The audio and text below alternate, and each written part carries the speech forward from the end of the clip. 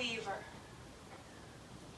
Once upon a time, in a green valley in the hills, there lived a little girl called Eileen. She lived with her father and mother on a small farm. Her father grew potatoes and kept pigs and sheep and a little gray donkey to pull the cart. Her mother spun the wool from the sheep and wove it into fine cloth with patterns all along the edges in blue and purple. Eileen had a small room of her own underneath the roof of the cottage. When she awoke in the morning, she lay in bed listening to the sparrows twittering. Tee-wit, tee-wit, wit-wit, tee-wit, they said.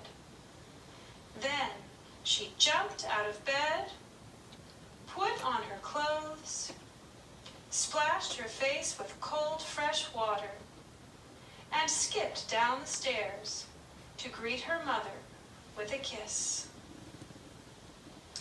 Under the doorstep lived a family of little mice, and Eileen always put out some crumbs for them. The first thing she did in the morning was to see if they had eaten the crumbs. Sometimes they had, sometimes they hadn't, and sometimes they left a small, half-eaten crust. Then Eileen could see the marks of their tiny teeth all around the edge.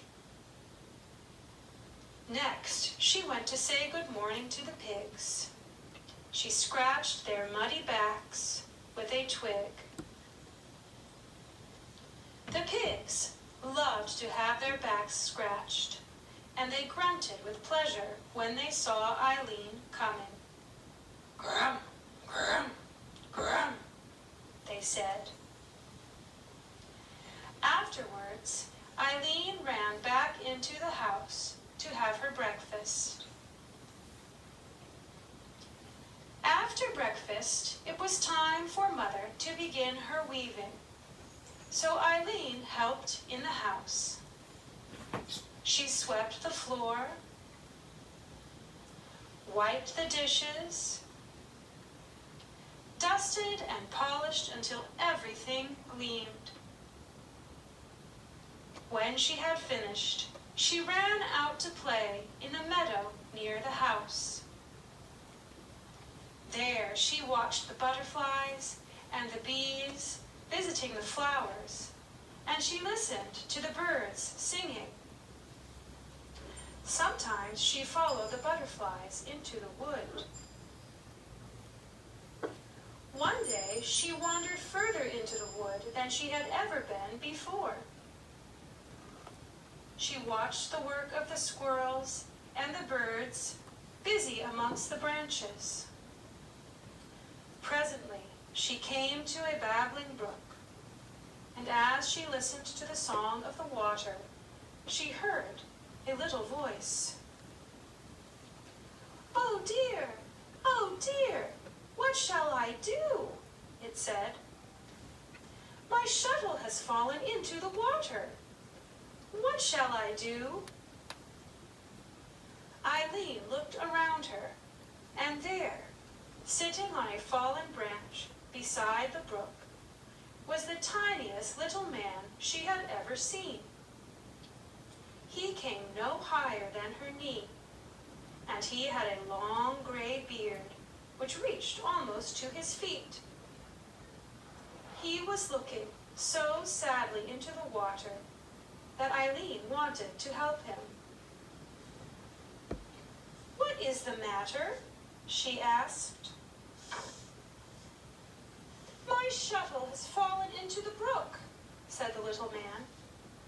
"I am much too small to fetch it out. I would be carried away by the water." "I shall fetch it for you," said Eileen. There and then, she took off her shoes, waded into the water, and picked up the tiny shuttle from the bottom of the brook. "Thank you, Eileen," said the little man. "If ever you are in trouble and need my help, then call on me, and I shall see what I can do." Then he sat down at his loom, which stood close by, and went on with his weaving. Eileen watched him tossing the shuttle back and forth, back and forth. As she looked closer, she saw that he was not weaving with wool, but with spider threads. The cloth he was weaving was finer than the finest silk, and the sunbeams streaming through the branches made it shine all the colors of the rainbow. Quietly, Eileen slipped away and ran all the way home. The next day, Eileen's father had to take his potatoes and some pigs to market. In the morning, he harnessed the little gray donkey to the cart and loaded in the boxes of potatoes, which Eileen had helped to pick. He took food and a blanket for the night. It was a long journey to the town, and he would not return until the next day, bringing with him the man who would buy Mother's fine cloth. So the little cart set off up the road, with Eileen running alongside, until she was too tired to run any more. Then she stood and waved until her father was out of sight.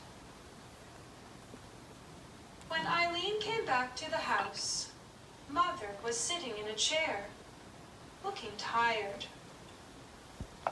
"What is the matter, Mother dear?" asked Eileen. "I am not well," said Mother. "I think I shall go to bed." "I shall look after you, Mother," said Eileen. She took her mother a cool drink. She tucked in the blankets for her, and soon Mother was fast asleep. Then Eileen remembered the piece of cloth. Her mother was ill. Who could finish the weaving in time for tomorrow? She sat down and thought and thought. Then she remembered the little weaver in the woods. Quietly, she tiptoed out of the house, and then off she ran across the meadows. Soon she came to the brook, and there sat the little man, tossing his shuttle back and forth, and humming a little tune as he worked.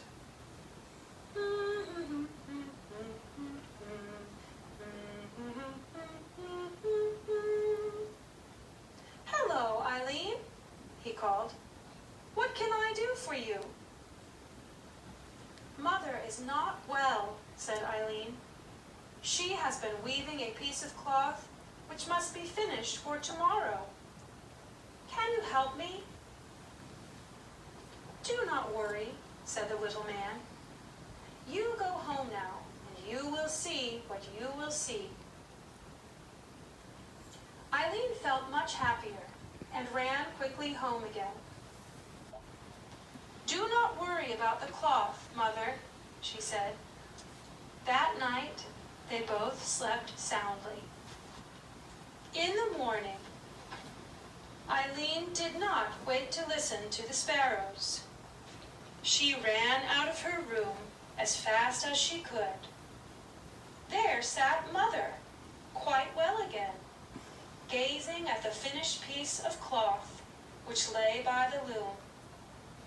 It was the most beautifully finished piece of cloth she had ever seen. All along the edge were delicate patterns in blue and purple and white. "Who has woven the cloth so finely, Eileen?" asked Mother. It was the little man who sits and weaves by the brook in the forest. Eileen told her mother how she had helped the little old man. He was one of the fairy folk, said Mother. You must not forget to thank him for his kindness to us all. By and by, Father came home from market, and with him came a tall man. He paid a good price for the fine piece of cloth. Eileen told her father about the Fairy Weaver, and then she slipped away across the meadow and into the wood. She searched high and low, but nowhere could she see the little fairy man. "Thank you, Fairy Weaver," she called. "Thank you for your help." A little breeze sprang up among the branches, and the brook babbled and sang to her. Then Eileen knew that he had heard.